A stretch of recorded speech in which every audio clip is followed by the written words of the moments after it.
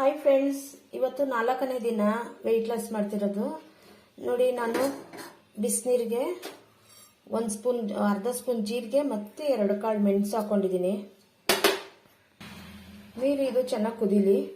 ಮತ್ತೆ ಇಲ್ಲಿ ನಾನು ರಾಗಿ ಅಂಬಲಿ ಮಾಡಿ ಇಟ್ಕೊಂಡಿದ್ದೀನಿ. ಇದಕ್ಕೆ ಏನು ಮಿಕ್ಸ್ ಮಾಡ್ಕೊತೀನಿ ಅಂತ ನಾನು ತೋರಿಸ್ತೀನಿ ಬನ್ನಿ. ನಾನು ಚಪಾತಿ ರೊಟ್ಟಿ ಎಲ್ಲ ಜಾಸ್ತಿ ತಗೋತಾ ಇಲ್ಲ, ಯಾಕಂದರೆ ಸ್ವಲ್ಪ ಹೆಲ್ತ್ ಪ್ರಾಬ್ಲಮ್ ಇದೆ, ಜ್ವರ ಇದೆ, ಅದರಿಂದ ನಾನು ತಗೋತಾ ಇಲ್ಲ. ಬರೀ ರಾಗಿ ಅಂಬಲಿ, ರಾಗಿ ರೊಟ್ಟಿ ಇದಿಷ್ಟು ಜಾಸ್ತಿ ತಗೋತಾ ಇದ್ದೀನಿ ನಾನು. ನೋಡಿ, ರಾಗಿ ಅಂಬಲಿ ಮಾಡಿಟ್ಟಿದ್ದೀನಿ. ತಿಂಡಿಗೆ ಬಿಸಿನೀರು ಕುಡಿದು 1 ಅವರ್ ಆದಮೇಲೆ ನಾನು ರಾಗಿ ಅಂಬಲಿ ತಗೋತೀನಿ. ಈಗ ಇದಾಗಿದೆ, ಸೋದಿಸ್ಕೊತೀನಿ ನಾನು.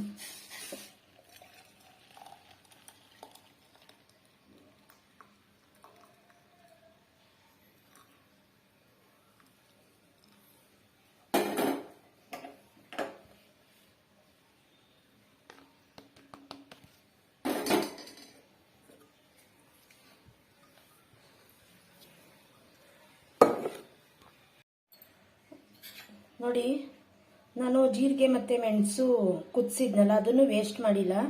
ನಾನು ರಾಗಿ ಅಂಬಲಿಗೆ ಹಾಕ್ಕೊಂಡಿದ್ದೀನಿ. ಮತ್ತು ಇಲ್ಲಿ ಸ್ವಲ್ಪ ವಾಲ್ನಟ್ ತೊಗೊಂಡಿದ್ದೀನಿ ನಾನು.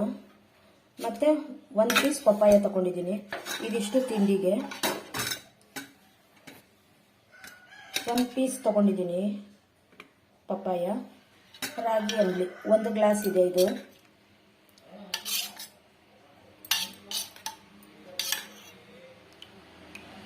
ಇವತ್ತಿನ ತಿಂಡಿ ಪಪ್ಪಾಯ ಮತ್ತು ವಾಲ್ನಟ್, 1 ಗ್ಲಾಸ್ ಗಂಜಿ. ಮಧ್ಯಾಹ್ನ ಊಟಕ್ಕೆ ನಾನು ಏನು ತಗೋತೀನಿ ಅಂತ ಮಧ್ಯಾಹ್ನ ಊಟಕ್ಕೆ ರೆಡಿ ಮಾಡುವಾಗ ತೋರಿಸ್ತೀನಿ. 1 ಗ್ಲಾಸ್ ಮಜ್ಜಿಗೆ, ಸ್ವಲ್ಪ ರೈಸು, ಸ್ವಲ್ಪ ಮಟನ್ ಸಾಂಬಾರು. ರಾತ್ರಿ ಊಟ ರೆಡಿ.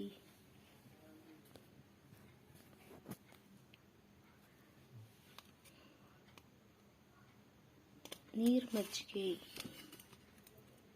ಮಟನ್ ಸಾಂಬಾರ್, ಮಟನ್, ಸ್ವಲ್ಪ ರೈಸ್. ರಾತ್ರಿ ಊಟಕ್ಕೆ ರೆಡಿ. ಇವತ್ತಿನ ವಿಡಿಯೋ